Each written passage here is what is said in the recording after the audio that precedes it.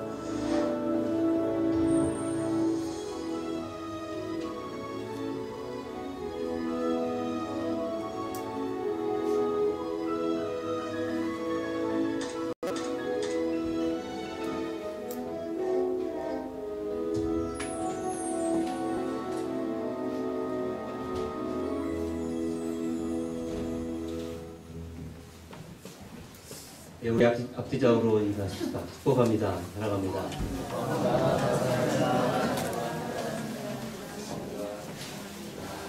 영상에 나와 있죠. 당신은 복음의 메신저입니다. 이렇게 써있는데, 당신은 복음의 메신저입니다. 메신저가 맞죠? 어제는 일남 주간 하에 인료 몇 분도 같이 포함해서 강화도에 늦가을 여행을 하루 잘 다녀왔습니다. 네, 어떻게 그 나무들이 이렇게 한결같이 다 예쁜 색깔로 이렇게 변해가고 있는지. 사실 나무 입장에서는 이제 행복하지 않잖아요. 왜냐하면 이제 다가올 겨울을 준비하기 위해서 수분을 공급하지 못하기 때문에 자연스럽게 그 끝에 수분이 닿지 않는 그 끝자락에 있는 이파리들은 말라서 색이 변해 떨어질 수밖에 없는. 그러니까 어떤 것을 포기하지 않고서는 겨울 준비하기 힘드니 그와 같은 정말 이렇게 자기를 가려줄 만한 아름다운 이파리를 떨어뜨릴 수밖에 없는 그런 현상이기 때문에 나무 입장에서는 사실 슬픈 일이기도 해요. 그럼에도 불구하고 이 자연물들은 어떻게 이렇게 정확하게 매년 다가올 겨울을 준비하고 있는지. 여러분, 교회도 또 우리 개인에게도 인생의 겨울이 있습니다. 교회와 우리 인생의 겨울에는 무엇을 준비해야 될까요? 뭐 아까 광고 봤더니 11월 마지막 주에 이제 김장도 우리가 준비하지만 김장보다 더 중요한 준비는 바로 이 여러분 이제 앞뒤 좌우로 보이는 이 빈자리를 우리에게 채워야 될 우리 의무가 있고 사명이 있다면 우리는 영혼을 준비해야 되지 않을까 이런 생각들을 해봅니다. 여러분, 이 땅에 교회가 존재하는 이유도 그와 같지 않겠습니까? 하나님이 갖은 핍박과 고통과 아픔과 어려움을 통해서 교회를 세웁니다. 그 어떤 교회도 어려움이 없이 고통이 없이 아픔이 없이 교회가 세워진 교회는 이 지구상에 단 한 교회도 없을 것입니다. 저도 그와 같은 경험도 해봤고 여러분들도 그와 같은 경험들을 했습니다. 그렇다면 교회가 이 땅에 존재할 목적, 존재 가치는 무엇일까요? 교회의 본질은 무엇일까요? 오늘 우리 본문 말씀을 통해서 간단하게 한번 살펴보도록 하십시다. 먼저는 3절 말씀 다시 돌아가 보시면 성전 미문에 앉아있던 그 안진뱅이가 성전에 올라가고 있는 베드로와 요한에게 뭘 합니까? 3절에 보니까 구걸을 합니다.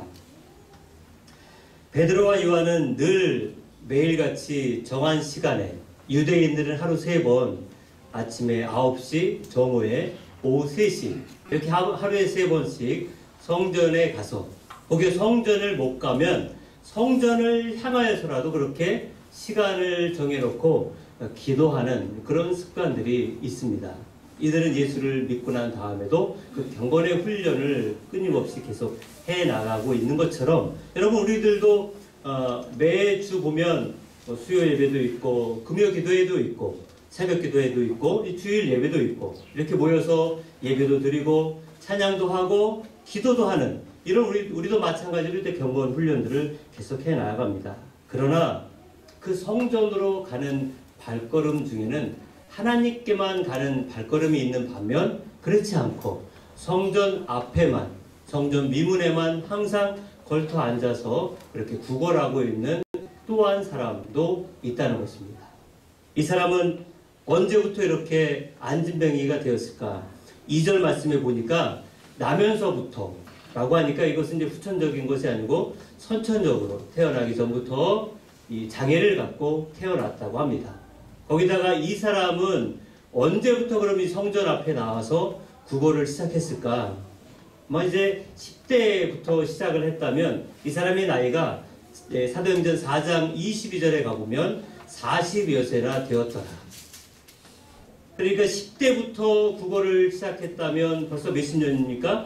30년, 짧게 잡아도 20년, 길게 잡으면 거의 30여 년 동안 성전 앞에까지만 와서 구걸을 했다는 것을 볼 수가 있습니다.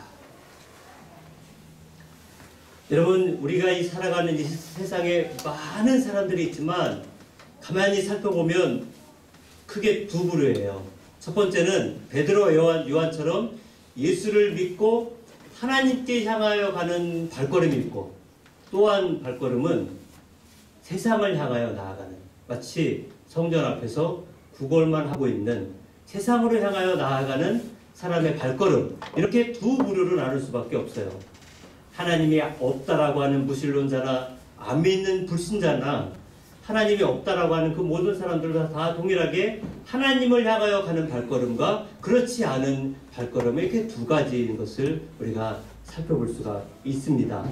그렇다면 사람이란, 여러분 사람의 존재가 특별한 것이 있어요. 그 특별한 것을 동물을 통해서 보면 알 수 있는데, 동물이 사람과 비슷한 점이 있죠. 먹고 자고, 싸고, 그렇지만, 먹고 자고 싸고, 새끼도 낳고, 이런 거 뭐 비슷비슷해요.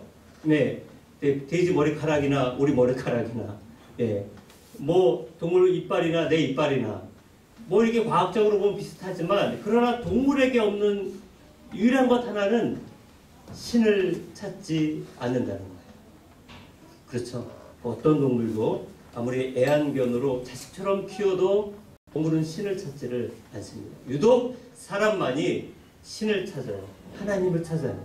그것이 하나님이 아니어서 문제지, 나무를 섬기든 돌을 섬기든 뭔가 이렇게 신비스럽고 경건이 흘러가는 것 앞에는 항상 신을 찾는데, 지금 사람들도 신을 찾지만 아주 오래전 원시인들조차도 나무든 아니면 태양이든 달이든 자연물들을 가지고 신을 찾아서 문제지만, 모든 사람들은 이상하리만큼 신을 찾고자 하는 그런 열망들이 가슴속에 있다는 것입니다.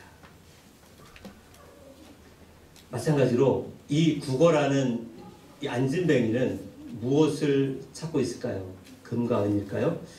오늘 여러분 풀려신학계의 오길비라고 하는 교수가 이 3절 말씀을 가지고 거린에 대한 아주 재미있는 흥미스러운 이런 이야기를 했는데, 제가 읽어드릴게요. 들어보세요.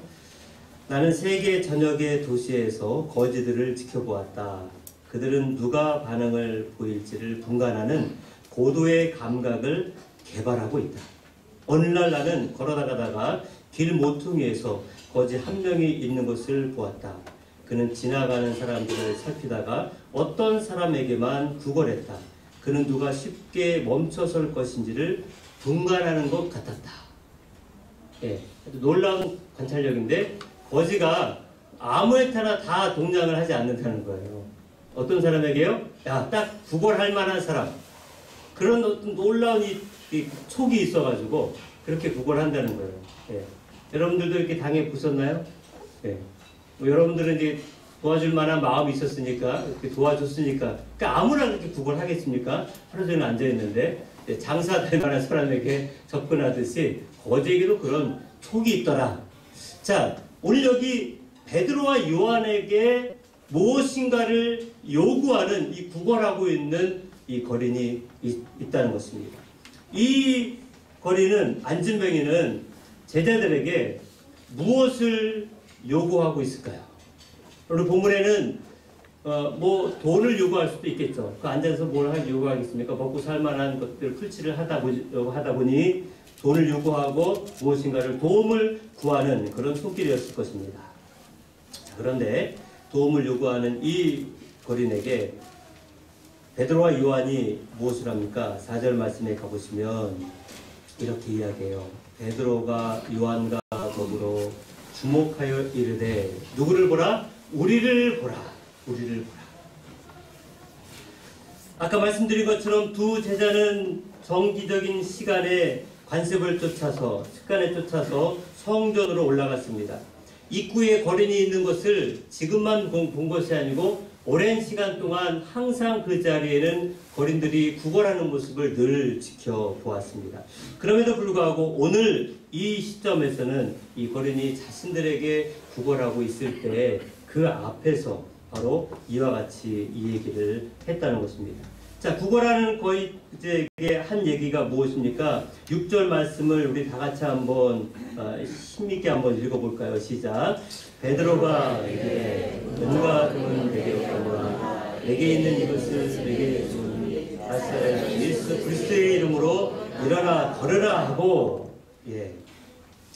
구걸하는 사람은 베드로에게 은과 금을 요구할 수 있을지 모르지만, 그러나 베드로와 요한에게는 물론 현실적으로 그들의 주머니 속에 돈이 없을 수도 있겠죠. 왜냐하면 이들은 갈릴리 그 변방의 어부들 출신이고 지금은 복음을 전하는 사역자들이다 보니 현금이 없을 수도 있겠지만, 그러나 이들이 이 거지에게 주었던 것, 그것은 바로 무엇입니까? 바로 하나님 예수 그리스도의 이름이라고 하는 것입니다. 여러분, 성전을 향하여 나아가는 이 거린이 정말 요구한 것이 금과 은인 것 같지만, 사실은 이 안진뱅이 그 심연 깊은 곳에는 이 제자들처럼 하나님께 나아가고자 하는 두 제자는 무엇을 하러 성전에 갔습니까? 하나님께 기도하러, 다시 말하면 하나님을 만나러 가는 발걸음이었어요. 안진뱅이도 마음 깊은 곳에는 제자들처럼 하나님을 향한 열망과 갈망하는 마음이 있었습니다. 그걸 어디서 알 수 있을까요? 오늘 본문 말씀에도 보면 8절에 보세요. 이 안진뱅이가 일으킴을 당한 다음에 그는 곧바로, 여러분 같으면 어떻게 하겠습니까? 가족에게 가서 알려야 될 거 아니겠습니까? 주변 사람들에게 내가 드디어 거지에서 탈출했다, 자신이 드디어 일어섰음을 자랑해야 되지 않겠습니까? 그러나 그는 7절, 8절 말씀 보시면 8절 볼까요? 서서 걸으며 그들과 함께 어디로 들어갔다? 성전으로 들어가서 하나님을 찬양합니다. 그리고 나서는 또 다시 집으로 갔을까요? 아니에요. 우리가 본문에 읽진 않았지만 3장 11절에 가보시면 나은 사람이 베드로와 요한을 붙잡아 솔로몬 행각으로 가서 이렇게 된 일에 대해서 설교를 듣고 하나님의 말씀을 듣습니다. 그리고는 어떻게 합니까? 또 그가 등장합니다. 4장 14절에 가보시면 4장 14절에 또 병 나은 사람이 그들과 함께 서 있는 것을 보고, 4장 14절 전까지 베드로 요한은 대제사장 그룹 앞에서 당당히 하나님의 말씀을 대변하고 설명하고 말씀을 선포하는 그 자리 옆에 누구도 있었다? 바로 이 안진뱅이도 일으킴을 받고 나서 그 안진뱅이도 집으로 가지 않았습니다. 자기의 일어섰음을 자랑하지 않습니다. 지금 무엇을 하고 있습니까? 똑같이 제자들과 똑같이 복음을 전하는 그 현장에서 나란히 그 사역을 동참하고 있다는 것입니다. 또 등장합니다. 4장 22절에 보면 이 표적으로 병 나은 사람은 40여 세나 되었더라. 여러분, 예전에 예수님이 10명의 문둥병자를 고쳤을 때 10명이 다 와서 예수님께 감사하며 하나님을 높였습니까? 아니에요. 9명은 다 그냥 돌아가 버렸어요. 자기 현실로 돌아가 버렸어요. 한 명만 하나님께 나아가는 놀라운 역사가 있었기에 그런 문둥병뿐만 아니라 구원하는 놀라운 역사를 체험하게 되었습니다. 이 안진뱅이가 겉으로는 금과 은이 필요해 보여도 그 속에는 제자들처럼 하나님께 나아가고자 하는 열망이 그에게 내재되어 있었다는 거예요. 그래서 그는 일으킴을 받은 다음에 자기를 자랑하거나 가족에게 알리기보다는 제자들과 똑같이, 오히려 이제 역으로 같이 제자들과 같이 하나님이 나를 이렇게 세워주셨습니다. 내가 그 간증거리입니다. 자기를 복음 전하는 간증의 도구로 그렇게 세움을 받고 있다는 것입니다. 여러분 모두는 예수님을 믿는 줄 믿습니다. 구원받은 간증이 여러분들에게 다 있으시죠? 네. 제가 지난 주간에 교회 밴드에 광고를 올릴까 말까를 한 이틀을 고민하고는 안 하고 돈 주고 간증문을 샀습니다. 우리 이제 18일 날 이제 불신 초청 자체 때 간증자를 세우려다가 죄송하지만 그냥 다음에 내년으로 하고 올릴까 말까 하다가 이제 간증도 이제 준비를 해야 되잖아요. 예수를 믿었다면 당연히 구원받은 간증이 있어야 돼요, 없어야 돼요? 있어야 되겠죠. 내가 구원받았는데, 죄인인 내가 예수를 믿었는데, 나도 처음에는 안 믿는 불신자였기 때문에 누가 전도하면 너나 잘 믿어, 이렇게 오히려 핍박했던 그런 경험이 있었는데, 하나님이 나를 구원하여 주셨다고 한다면 우리도 당당히 제자들처럼 동일하게 내가 간증인입니다. 내가 예수 믿은 게 기적이에요. 내가 이 사람입니다. 라고 그렇게 4장까지 이 사람이 같이 등장하고 있다는 거예요.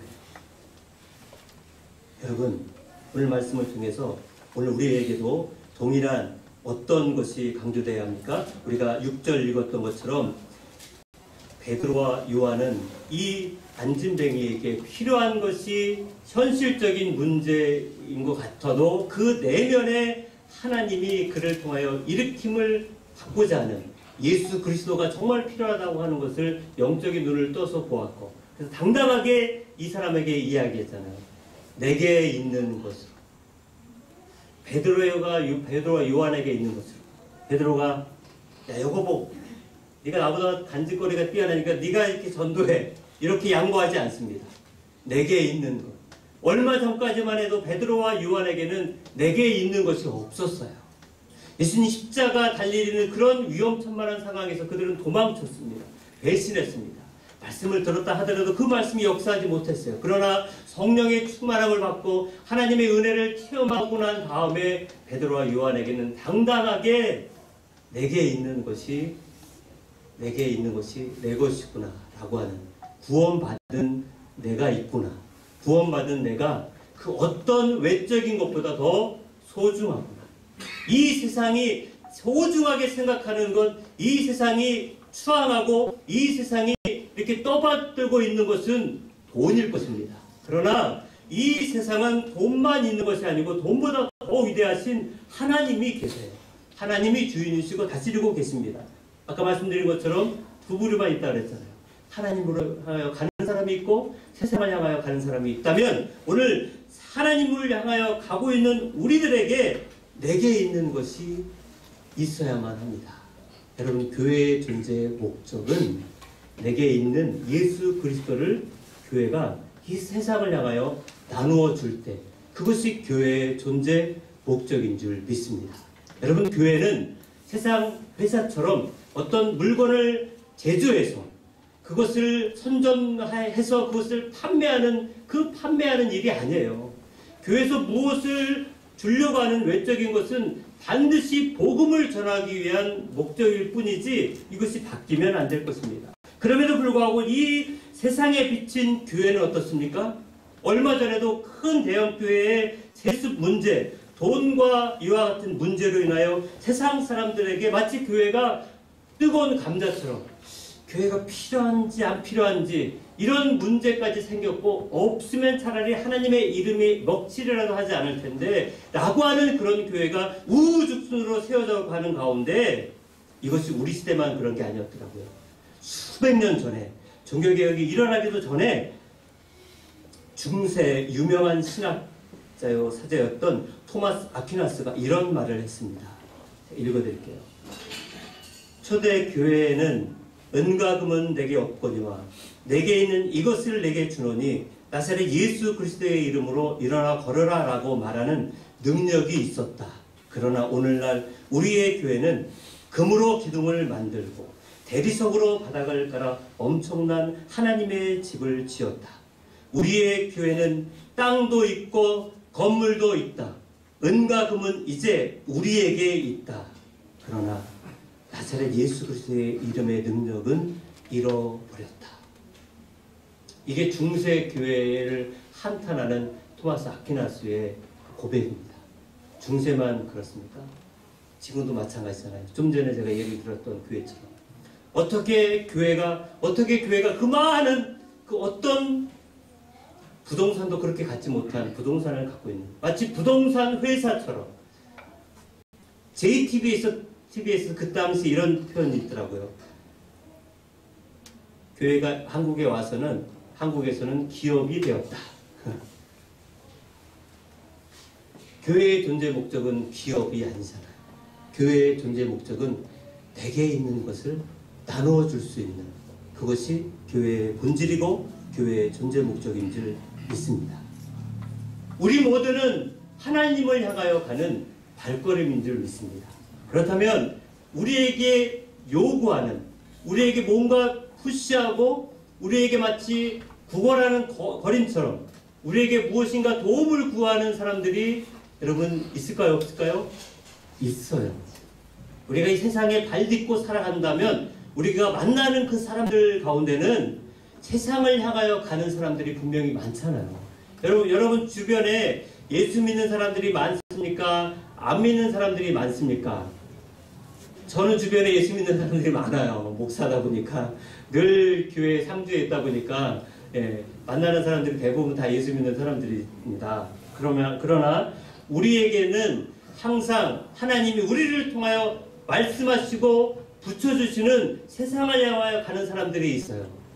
여러분 사도행전 16장 9절부터 10절에 이런 말이 있습니다. 제가 읽어드릴게요. 사도행전 16장 9절부터 10절인데요. 밤에 환상이 바울에게 보이니 마게도냐 사람 하나가 서서 그에게 청하여 이르되 마게도냐로 건너와서 우리를 도우라 하거늘 바울이 그 환상을 보았을 때 우리가 곧 마게도냐로 떠나기를 심쓰니 이는 하나님이 저 사람들에게 복음을 전하라고 우리를 부르신 줄로 인정함이로라.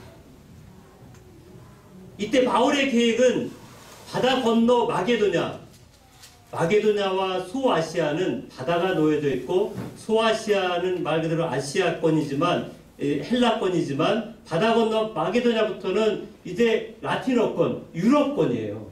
바울의 원래 계획은 라틴 유럽이 아니고 이제 이 타이밍에는 에베소를 가서 복음을 전하고자 하는 그런 계획이 다, 선교 계획이 잡혀져 있습니다. 선교 계획이 다 잡혀져 있고 거기가 일정이 짜져 있고 거기에 어떻게 할 것이 다 준비가 되어 있는데, 어느 날 밤 하나님 환상을 통해서 그 유럽권에 있는 마게도냐의 어떤 한 사람을 통해서 바울에게 이야기를 해요. 와서 우리를 도와주세요.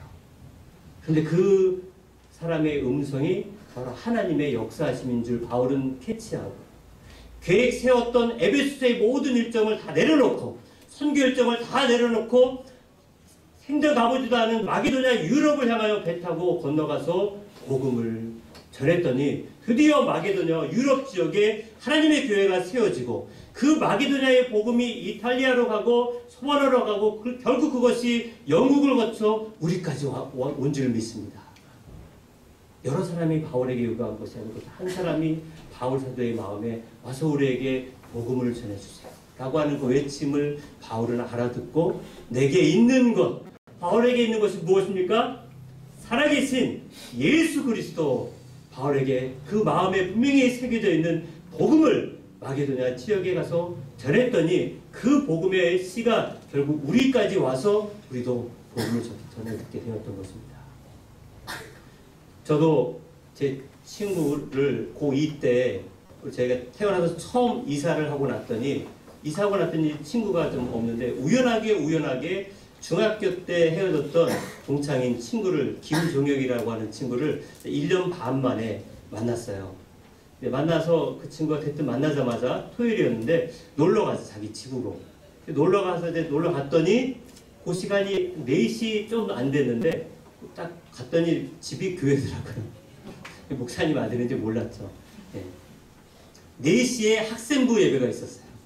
이 친구가 작정을 하고 저를 딱 데리고 와서 4시 학생부 예배 딱 갔더니 학생부 지도교사가 중학교 때 이제 과학 선생님 박명래 선생님이었더라고요. 선생님이 딱 교사로 있으니 저를 보자마자 일로 가 예배 드려라. 선생님이 안 치는데 뭐 거부할 수가 없잖아요. 또 무서운 여자 과학 선생님이었는데 노처녀였고 제가 말을 잘 들어야 되니까 선생님이 딱 붙잡으니까 친구가 안 차려면 그냥 에이 자식 너희 제가 교회 나갈 환경은 아니었습니다. 저희 집은 저희 집은 나중에 말씀드리겠지만 아무도 예수 안 믿는 집이었기 때문에 제가 제일 먼저 예수 믿었기 때문에 교회라는 교자는 생각도 못했던 사람이었기 때문에 친구의 전도는 필요가 없었는데 선생님 때문에 그렇게 주저앉아서 교회를 다니기 시작해서 지금 여기까지 주구장창 달려오게 되었습니다. 저는 뭘 유혹하지도 않았는데도 저의 마음 내면 속에 교회를 앉아서 찬양을 듣고 말씀을 들을 때 제 마음에서 무엇인가를 끌어오르는 것을 경험했고 예수를 자연스럽게 믿게 되었고 복음을 전하는 자리 가운데 서게 되었습니다. 여러분에게 있는 것은 무엇입니까? 비즈니스라고 하면 무엇인가 이렇게 원수가 맞지 않을 수 있을 거 아니겠습니까? 우리가 예수 믿고 이 자리에 서서 하나님 교회를 세우는 한몸된 교회의 몸된 지체가 되었다면 하나님 우리에게 이 땅에 교회를 세워주었을 때 질서를 잡게 해주셨잖아요. 모든 것을 지도에 나아갈 수 있도록 머리 대신 예수님을 세우셨으며 그 예수님을 믿음으로 말미암아 우리가 한몸된 지체로서 하나님의 교회, 주님의 교회가 되어서 예수님이 원하시는 곳곳에 가서 네가 여기 세웠으니까 이제 네가 내 일을 해 라고 예수님이 자신의 사역을 맡기기 위해서 제자들을 세웠고 예수님은 하늘나라에 올라가셨어요. 그리고 나서 이제 제자들이 예수님처럼 복음을 전하는 그런 놀라운 일들을 감당해요. 그 제자들은 2000년 전이고요. 지금 이 시대의 영등포구의 대림 삼동의 제자들은 큰숲교회 성도님들인 줄 믿습니다. 우리에게 있는 것이 있어요.